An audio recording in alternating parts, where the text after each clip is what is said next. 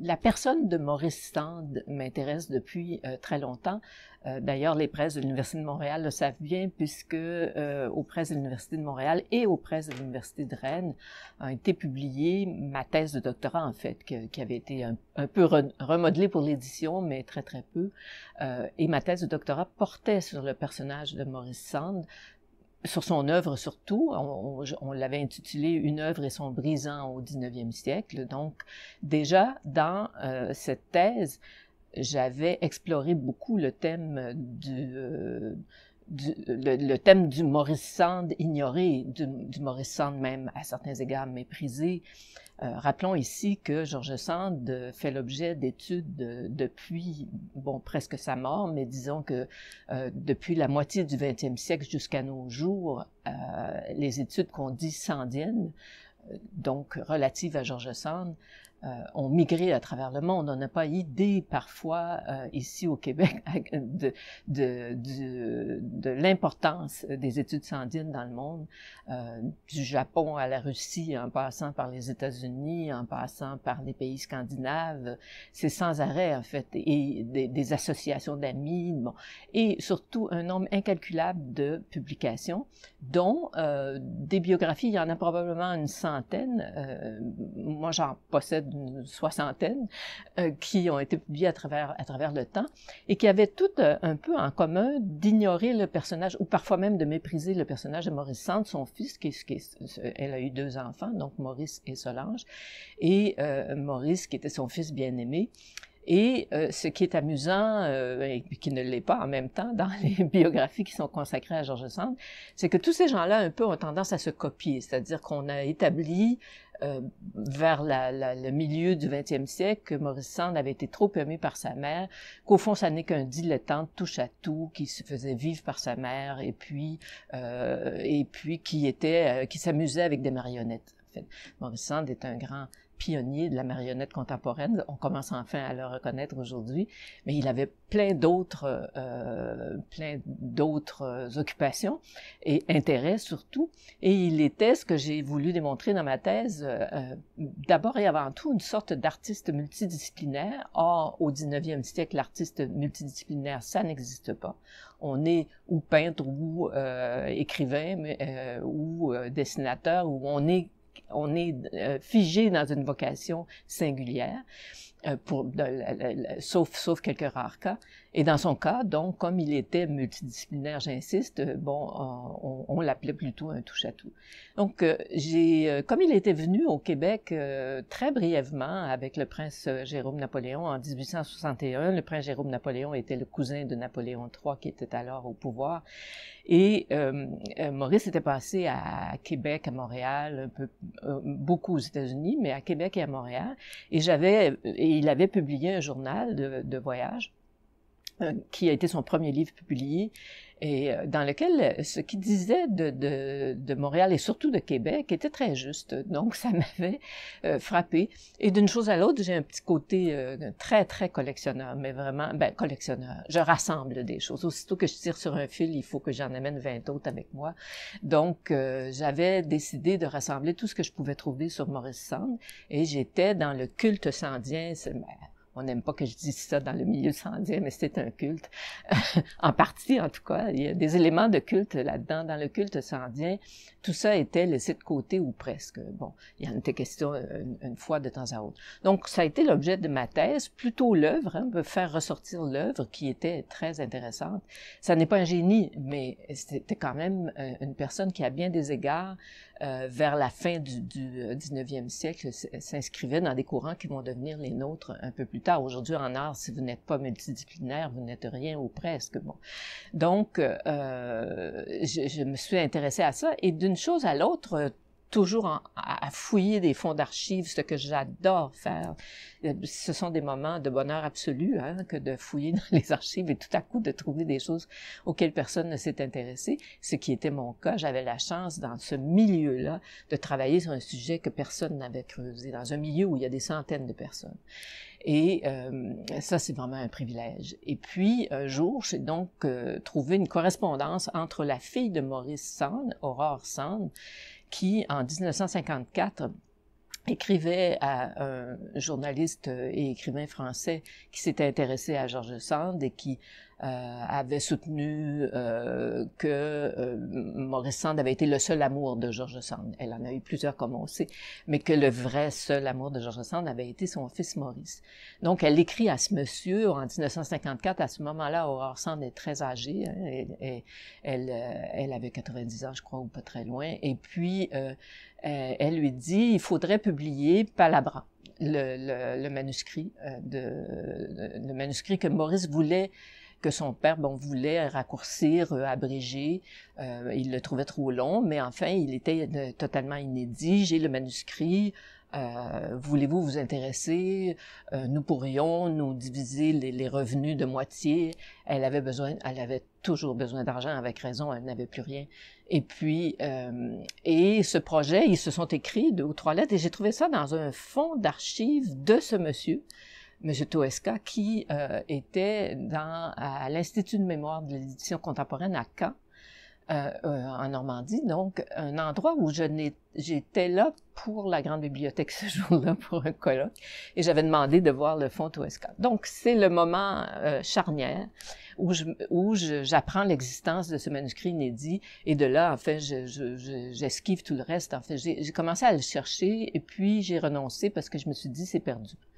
On était à ce moment-là, vous voyez, le début de la grande bibliothèque, là, on est à la fin des années 90, au début de 2000, et je me suis dit, c'est pas possible, je le trouverai jamais. Je suis allée voir la dernière héritière légale de George Sand, qui n'était pas une parente, mais qui était une héritière légale, et elle n'avait pas envie de m'en parler, elle finit par se débarrasser de moi en me disant, on était en France, dans un hameau où elle restait, et puis elle m'a dit, j'ai tout vendu.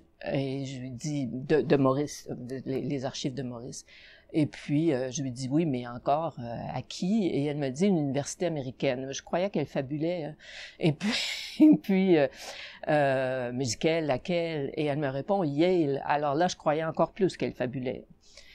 Parce que Yale, ça n'est pas une petite université. Et puis, mais elle refuse de m'en dire plus.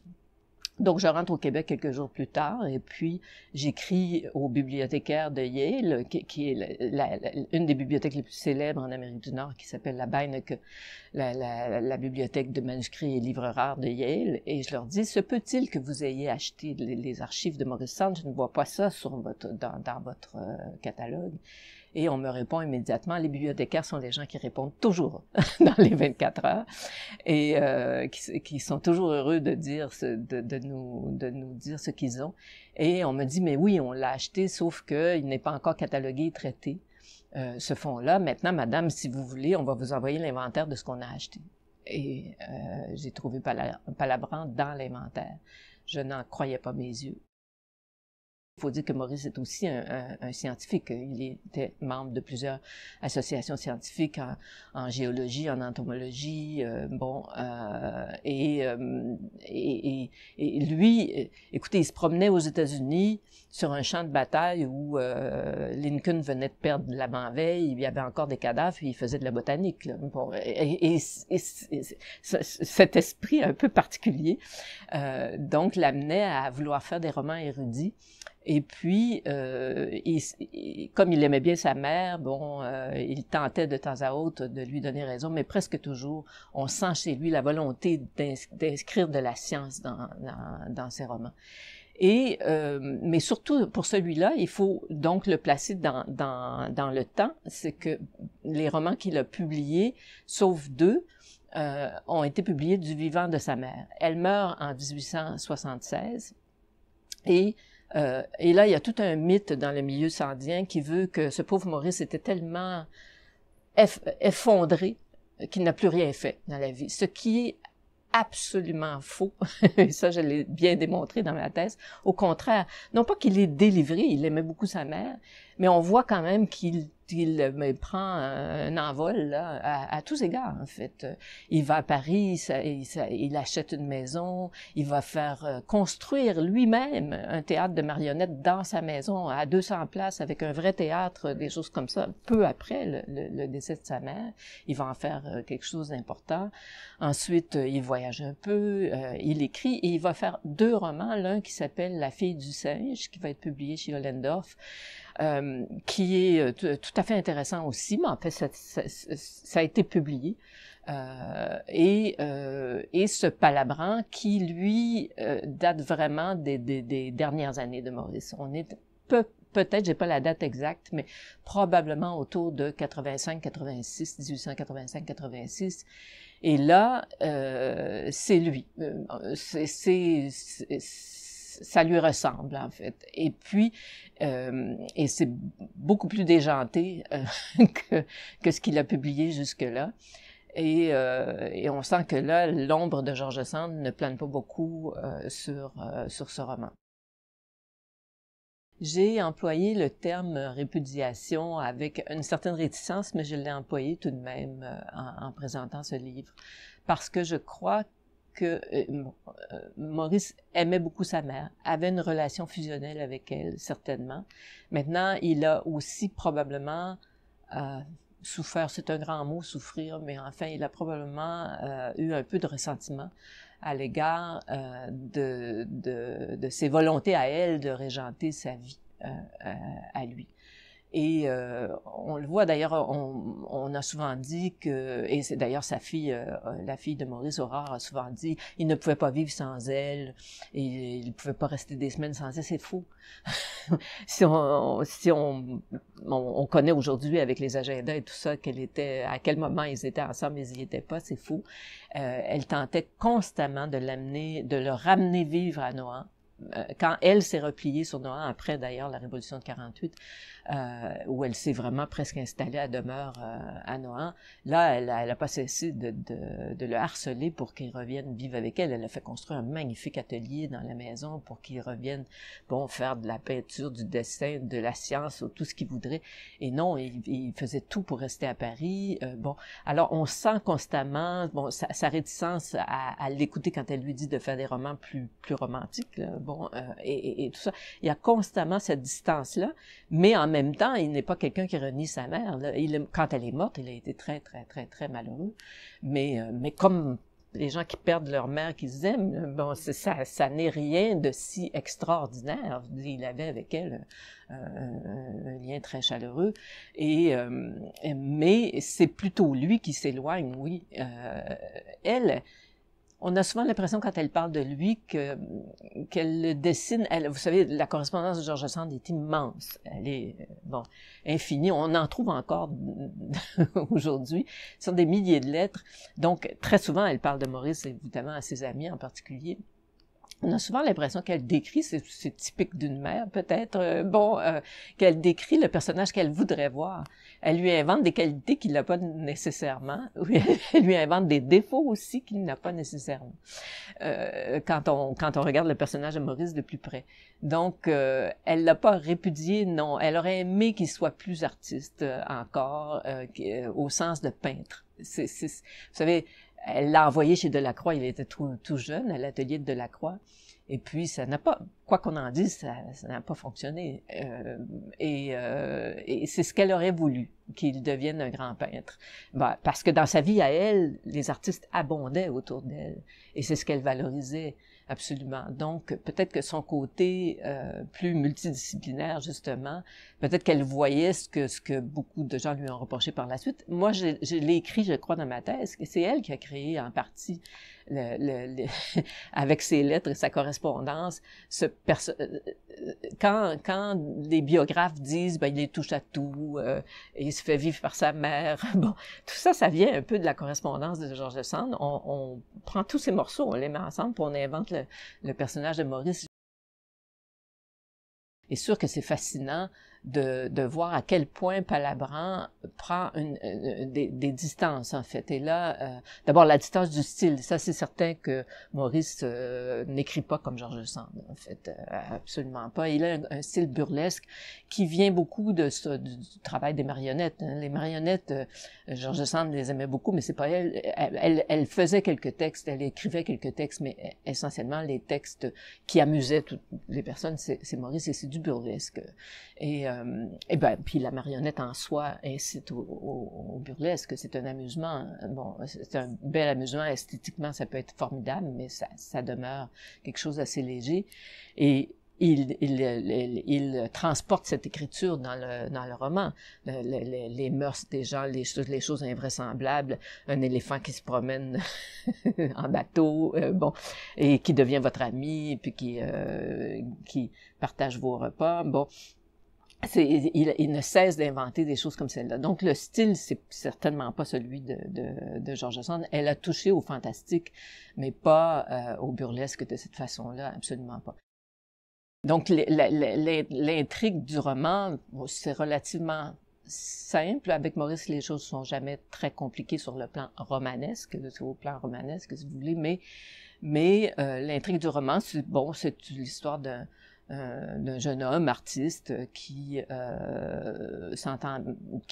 orphelin de mère, qui s'entend mal avec son père, qui est un légitimiste affreux, et qui ne veut rien savoir de l'art, ne s'occupe pas de son fils, et qui est un châtelain dans le Berry, qui est le terrain de George Sand, bien sûr, et de Maurice, dans le Berry, dans un château du Berry. Et puis, bon, je passe autour de l'intrigue, il va devenir amoureux d'une jeune femme qui va devenir sa belle-mère. Elle va être poussée, on ne sait trop par quelle intrigue, on l'a fait épouser le père de ce jeune homme, et sans le savoir, il va donc devenir l'amant de sa future belle-mère. Et puis, tout ça, ça se passe avec un petit côté fantastique, là, sous une pierre,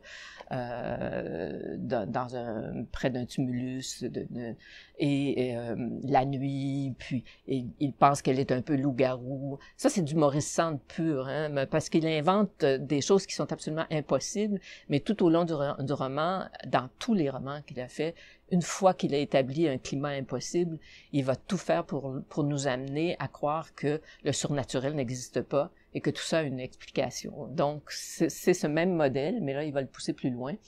Bon, tout ça va amener un peu, je pense, on va pas raconter le roman ici, mais il va amener un peu une querelle finale avec son père qui va plus ou moins le déshériter et le renier. Et on est alors en 1848. Là aussi, c'est très important. C'est pas une date innocente en France que la Révolution de 48, l'avènement de la République, et puis la courte République, mais République tout de même. Et puis, il va aller combattre un peu sans s'engager véritablement, parce que Maurice Sand n'était pas du tout, je devrais pas dire pas du tout, faisait semblant d'être républicain pour plaire à sa mère, qui était une républicaine acharnée. Bien sûr, tout l'héritage politique de George Sand, c'est la quête de la République. Mais Maurice, c'est pas qu'il est monarchiste ou légitimiste, mais pas du tout, mais c'est un bonapartiste. Son panthéon, c'est Napoléon, le premier. Puis, mais jamais il ne l'affirme très clairement. Alors, on voit qu'en 48, il envoie son personnage à Paris se battre un peu à côté des républicains, mais finalement, il le fait avec tiédeur, et quand tout ça se termine mal, comme on sait, juste avant que Napoléon III finisse par apparaître, il s'en va en Amérique, le personnage s'en va en Amérique, ce Palabran s'en va en Amérique pour la ruée vers l'or. Et là, on va assister à un périple à travers le monde de Palabran, en fait. Et il passe de l'Amérique de la ruée vers l'or aux révolutions au Mexique, qui sont menées en partie par des Français, des Américains, les batailles, Santa Anna au Mexique. Il joue avec ça. Beaucoup d'erreurs historiques dans ce qu'il fait, mais je crois que c'est délibéré. Enfin, il utilise le fond, et puis ensuite la vérité des anecdotes, ça n'a guère d'importance pour lui. Ensuite, il va s'en aller vers l'Océanie. Et puis, il va finir par échouer après un naufrage sur une île déserte. C'est d'ailleurs sur la couverture du livre, il va l'appeler l'île Palabran. Et le dessin qui est sur la couverture du livre dont on parle ici, c'est un dessin de Maurice Sand qui accompagnait le manuscrit. Il y a plusieurs dessins. Il a inventé l'île et il va rester là une dizaine d'années avant de réussir à en sortir. Et là, ça aurait été inimaginable pour George Sand, ce qu'il raconte, là. Bon, les peuplades indigènes, le piratage dans les mers d'Océanie, les gens qu'il rencontre, bon, tout ça est très agité. Et il va finir par rentrer en France richissime, parce que dans son île déserte, il a trouvé de l'or, des bijoux, et puis richissime. Il est plus riche que toutes les personnes qui existent en France, donc son père. Et puis son père vit toujours, mais il va le retrouver. Puis là, il pardonne à son père et puis lui achète plein de terres aux alentours. On revient donc dans le Berry, toujours dans ce château. Et c'est ça. Et là, la belle-mère, elle existe toujours. Et puis, les retrouvailles sont très difficiles et laborieuses et tragiques. Ça ne fonctionne plus. Et il va plutôt épouser, le Palabran va plutôt épouser une jeune femme qu'il a connue quand elle était toute jeune dans le Berry et qui est au château, qui a été adoptée par la belle-mère en question. Et puis tout ça va se terminer. Bon, on est en 1870, au moment de l'armistice, la guerre franco-allemande, et puis prussienne en fait. Et puis Maurice met fin à la chose comme ça. Donc le fait de rassembler tout ça dans une thèse, et ensuite maintenant de publier Palabran, je ne crois pas que ça révolutionne grand-chose, mais il y a des éléments qui vous permettraient à la journaliste que je suis de parler plutôt du contexte du fond des études sandiennes. D'abord, j'ai été publiée aux presses de l'Université de Montréal et aux presses de l'Université de Rennes. Ma thèse sur Maurice Sand a été publiée là, ce qui, eu égard à ma collègue qui avait travaillé sur Kaliroé, est très, très différent. C'est-à-dire que là, j'avais la bénédiction, si vous voulez, d'excellentes presses universitaires en Amérique et en Europe. Ça compte. Et puis, je l'ai senti tout de suite après. J'ai été invitée un peu plus, on m'a demandé d'en parler, j'ai organisé un colloque à Nohant, j'ai même été invitée à faire une exposition, j'ai été commissaire de l'exposition sur Maurice Sand. Déjà, on est tout à fait ailleurs, eu égard à ce qu'il était auparavant. Ensuite, nous sommes dans l'année du bicentenaire de la naissance de Maurice Sand. Il est né en 1823. Donc, cette année, à mon ébahissement, en fait, je n'ai cessé de recevoir des notes, des invitations, des annonces, de petites expositions, d'activités qui tournent autour de Maurice Sand. Auparavant, il n'y avait rien de ça. Même l'Institut international de marionnettes de Charleville-Mézières, qui est probablement un des endroits les plus célèbres, les plus importants en matière d'études des marionnettes dans le monde, a tenu une exposition durant l'été. Et il y a des bouts de colloques, des choses. Quand je suis allée moi-même à Charleville-Mézières, aller voir ce qu'il y avait dans les fonds de cet institut, j'ai trouvé très, très, très peu de choses. Et puis, très peu d'intérêt pour ce que je faisais aussi. Bon, alors, tout ça, c'est en train, pour Maurice lui-même, c'est en train au moins de basculer au sens où, si quelqu'un écrit à propos de George Sand aujourd'hui et parle de Maurice, personne ne peut ignorer ce qui maintenant a été mis au jour. Quant à l'ouvrage lui-même, Palabran, j'ai mis un soin infini à l'annoter. Je pense que mes notes sont presque aussi longues que le roman lui-même aussi.